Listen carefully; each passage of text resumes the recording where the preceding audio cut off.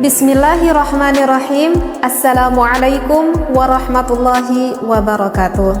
Bismillah, alhamdulillah, wassalatu wassalamu ala rasulillah. Mudah-mudahan kita semuanya selalu berada di dalam rahmatnya Allah. Amin ya Allah ya rabbal alamin. Kali ini saya ingin membahas, ada yang bertanya kepada saya perihal gaya nih. Perihal gaya, gaya apa yang dia tanyakan itu perihal gaya 69. Dia bertanya apakah hal itu diperbolehkan di dalam fikih ataupun diharamkan. Sebelumnya mohon maaf sekali ya jika didengar akan apa yang saya jelaskan misalkan agak sedikit tabu begitu ya, karena saya membahas hal yang seperti inilah gitu, yang mana bagi sebagian orang mungkin hal ini cukup tabu didengar, tetapi jangan berpikir negatif, karena apa yang saya sampaikan ini adalah dasar ilmu yang ingin saya sampaikan. Karena apapun itu ya, di dalam beribadah kita itu diatur oleh aturan agama ya, diatur oleh fikih, sehingga tidak ada kehamhaman lagi gitu bagi kita yang belum mengetahui apakah ini diperbolehkan atau tidaknya. Jadi sekali lagi ya, jangan berpikir negatif akan apa yang saya sampaikan ini ya. Apalagi kan saya ini wanita gitu ya, seolah mungkin agak kurang pantas lah kalau wanita berbicara hal seperti ini. Nah, jadi ada yang bertanya sekali lagi kepada saya, apakah diperbolehkan di dalam Islam jika suami istri itu melakukan hubungan seksualitas dengan menggunakan gaya 69. Jika yang udah berumah tangga lama mungkin udah pada paham ya apa itu gaya 69. Tapi jika ada yang belum paham, misalkan ada yang belum paham gaya 69 itu gimana sih gitu, misalkan yang baru nikah gitu yang belum paham. Jadi gaya 69 itu adalah posisi sang suaminya di bawah tuh, biasanya bahwa suaminya di bawah dan posisi sang istrinya itu di atas. Tapi tidak seperti itu juga sih terkadang. Jadi intinya dari gaya 69 itu adalah apakah boleh sang suami itu maaf sampai menjilati ataupun menghisap klitoris sang istrinya, dan ketika melakukan hubungan itu sebaliknya sang istri pun maaf sekali ya dengan bahasa yang saya sampaikan, sampai mengulum Mr. P suaminya. Itu adalah yang dikatakan dengan gaya 69. Jadi saling mencium, saling menghisap, saling menjilat di area vitalnya lah istilahnya seperti itu. Nah, apakah itu diperbolehkan atau diharamkan? Saya di sini berbicara tentang ilmu fikih, bukan ilmu akhlaknya ya. Sekali lagi saya tekankan, saya di sini adalah menjawab dari ulama fikih, bukan menurut perihal ilmu akhlaknya seperti itu. Nah, kalau di dalam ilmu fikih itu banyak ya sebetulnya saya temui di dalam beberapa kitab seperti itu, yang mana jumhurul ulama itu mayoritasnya membolehkan seperti itu. Dalil Al-Qur'annya kenapa dibolehkan tertera ada di dalam surat Al-Baqarah ya, pada ayat 223. A'udzu billahi minasyaitonir rajim. Nisa'ukum harthul lakum fa'tu harthakum anna syi'tum. Wallahu a'lam bil muradi. Jadi kan di lafaz itu dikatakan nisa'ukum. Nah, gitu kan? Wanita ataupun istri kamu itu adalah harful lakum, adalah sawah ladang bagimu, artinya sawah ladang suami. Fa'tu, maka datangilah gitu ya. Harfakum, ladangmu itu annasyitum. Nah, di sana itu ada lafaz annasyitum. Kalau kita lihat di tafsirnya, lafaz annasyitum itu bermakna aimin ainasyitum. Jadi bermakna artinya aimin ainasyitum itu kita boleh melakukan di mana saja seperti itu. Artinya ya di tempat yang diinginkan oleh suami dan juga istri. Kemudian wa mata syi'tum, maknanya itu adalah wa mata syi'tum, kapan saja jika suami dan istri menghendaki boleh dilakukan. Kemudian kaifa syi'tum, dan nah ini kaifa syi'tum, bagaimana saja sesuai kehendak yang kalian sukai, artinya sesuai kehendak yang disukai oleh istri dan juga suami kamu. Jadi ini yang salah satu dasar referensi ayat Al-Quran yang mana membolehkan kita melakukan gaya 69 itu, karena tidak ada larangan di sana. In kana dzalika min shimamin wahidin, jika ada dari lubang yang satu. Nah, di sini ada penekanan yang jelas asal masuknya itu ke lubang yang satu, yaitu ke lubang vagina sang istri. Nah, jadi dalil Al-Quran ini yang menunjukkan bahwa suami boleh bersenang-senang dengan istrinya dengan gaya apapun selama suami dan istrinya itu saling suka, saling meridhoi, tidak ada keterpaksaan antara suami dan juga istri. Nah, itu yang perlu digarisbawahi. Nah, kemudian saya akan membacakan dari referensi kitabnya ya, berdasarkan dari dalil Al-Quran. Sekarang dari referensi kitabnya. Di sini dikatakan wattafaqal fuqaha'u, sepakat nih para ulama ahli fikih ala annal jima'a, atas melakukan jima, yahrumu diharamkan fi halataini, dari kedua keadaan.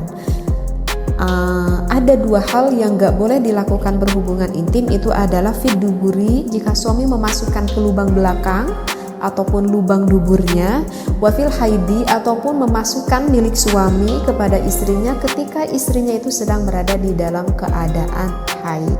Nah, itu juga yang diharamkan ya, udah jumhurul ulama itu udah sepakat seluruh ulama. Wa amma masiwahuma, wa amma dan adapun sesuatu masiwahuma selain dari keadaan dua tadi, yaitu yang dubur dan juga haid, faqad ikhtalafu fihi, maka sesungguhnya itu berbeda pendapat ulama. Oleh karena itu kan saya katakan ini adalah menurut pandangan ilmu fikih, bukan menurut pandangan ilmu akhlak. Faqad qala asy-Syaikh Zainuddin bin Abdul Aziz Al-Malibari fi Fathul Mu'in, berkata asy-Syaikh Zainuddin bin Abdul Aziz Al-Malibari di dalam kitab Fathul Mu'in. Di sana kalau para santri ini udah populer kitab Fathul Mu'in ya. Jadi itu kitab fikih yang banyak sekali dipelajari di pesantren-pesantren. Nah, bagi yang pernah ngaji kitab Fathul Mu'in, di sana kita akan menemui faslun fil kafaah ya. Di sana kita akan menemui faslun fil kafaah, bisa dibuka lagi referensi kitabnya. Kemudian kita lihat agak ke bawahnya itu ada tatimatun ya. Ada tatimatun, di sini ada pembahasan yang mengatakan seperti ini. Jadi di dalam tatimatun itu yang membahas fi bayani ba'di adabin nikah ya, di dalam menjelaskan sebagian adab-adaban tentang nikah. Nah, ada yang dikatakan oleh Syekh Zainuddin, referensinya seperti ini. Ya juzu, diperbolehkan lizauji, bagi suami, kullu tamattu'in, boleh sang suami bersenang-senang ya, boleh suami bersenang-senang minha, dari istrinya, bima siwa halqati duburiha, selain ataupun kecuali dengan sesuatu yang berada di lubang duburnya, lubang dubur sang istri dari lubang belakang. Nah, itu nggak boleh. Walau bimasi badriha, nah kecuali nih walau bimasi badriha, yang diperbolehkan itu walaupun sang suaminya itu sampai menghisap klitoris sang istrinya. Nah, jadi di dalam kitab Fathul Mu'in yang berkata Syekh Zainuddin bin Abdul Aziz, di sana dikatakan hukumnya diperbolehkan sang suami menghisap klitoris sang istrinya. Nah, begitu juga sebaliknya, sang istri juga diperbolehkan untuk mengulum milik sang suaminya yang kita kenal dengan gaya 69 ini gitu ya. Nah, jadi bagi sang suami ataupun sang istri, jika hal itu memang dianggap diperlukan dan saling menyukai, maka tak perlu ada keraguan kalau berbicara di dalam ilmu fikih, ulama di dalam mazhab Imam Syafi'i memperbolehkannya, dengan syarat sang istri dan juga sang suami saling suka ya, saling meridhoi seperti itu. Kalau misalkan istrinya nggak mau gitu, kalau misalkan pengantin baru gitu ya, itu kemungkinan kebanyakan para istri tuh nggak mau gitu ya, karena mungkin agak jijik juga gitu ya, dan merupakan hal yang sangat di luar bayangan mungkin, sehingga gak mau melakukan hal itu. Nah, Tetapi kalau misalkan dengan berjalannya waktu dengan sedikit suami merayu begitu ya, kebanyakan sih wanita tidak akan merasa keberatan sih seperti itu. Nah, saya tidak tahu ya bagaimana yang dirasakan oleh suami dan juga istri Anda di rumah gitu ya. Cuman kebanyakan gitu kalau saya dengar gitu seperti itu.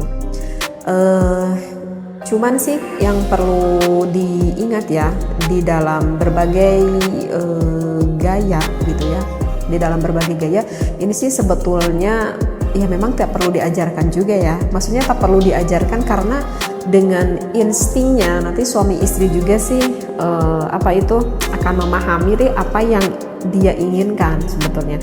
Jadi yang ingin saya titik beratkan di sini itu adalah bukan gayanya itu sih sebetulnya, tetapi hukumnya itu apakah diperbolehkan atau tidaknya.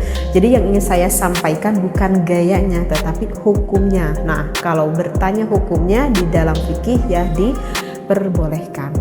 Dan harus diingat ya, wahai para suami dan juga istri, di dalam melakukan berhubungan seksualitas itu merupakan ibadah ya, itu merupakan ibadah bahkan yang besar sekali pahalanya.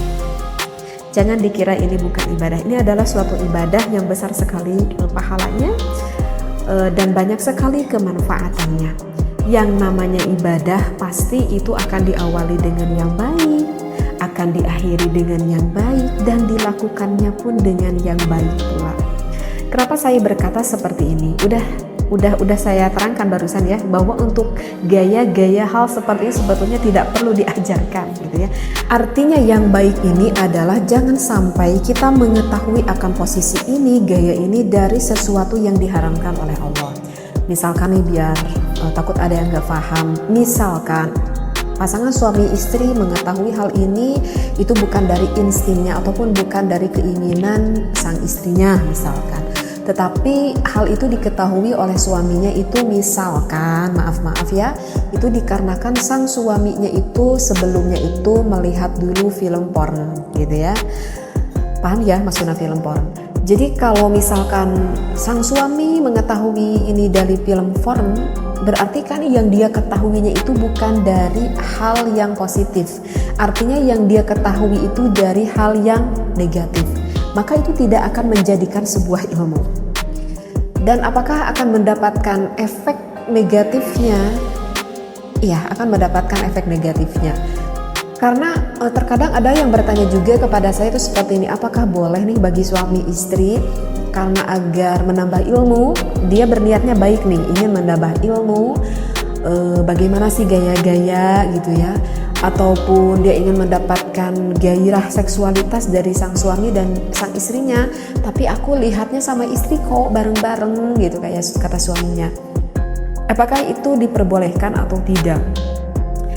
Maka jawabannya itu adalah tidak diperbolehkan, walaupun sang suami dan juga sang istri melihatnya bareng-bareng, walaupun punya niat, perasaannya, niatnya itu adalah baik karena ingin membangkitkan gairah syahwatnya, ataupun bertujuannya baik menurut dirinya karena ingin menambahkan ilmu menurut pemikirannya, tetapi itu adalah apa yang dia pikirkan itu adalah mencari dari hal yang diharamkan. Maka sesuatu yang dicari dari hal yang diharamkan oleh Allah, maka hasilnya pun nanti tidak akan baik. Berbeda dengan saya mengetahui misalkan posisi ini gitu ya, misalkan ataupun posisi yang lain, tetapi saya mengetahuinya itu adalah dari ulama, dari kitab. Saya dikaji ini waktu saya di pesantren gitu ya, saya dikaji gitu ya. Nah itu berbeda lagi, itu memang pure dari ilmu, bahkan itu akan mendapatkan keberkahan seperti itu ya. Jadi yang saya maksudkan memang hal seperti ini nanti dengan sendirinya para suami istri itu akan memahami dan mengetahui. Hanya saja yang harus kita ketahui adalah hukumnya itu, apakah hukum yang kita lakukan ini betul atau tidak, agar kita tidak terjerumus akan sesuatu yang diharamkan oleh Allah. Nah kalau misalkan kita gak boleh lihat dulu film porn, itu alasannya kenapa gitu ya. Karena kalau saya nerangkan sekarang nanti panjang lagi ya pembahasannya. Insya Allah nanti akan saya khusus membahas tentang hal itu ya. Jadi apa yang saya disampaikan sekali lagi, mohon jangan berpikir negatif begitu ya, ambil positifnya, ambil ilmunya supaya kita tidak terjerumus akan apa yang tidak diridhoi oleh Allah Subhanahu wa taala. Wallahu a'lam wa billahi taufiq wal hidayah. Wassalamualaikum warahmatullahi wabarakatuh.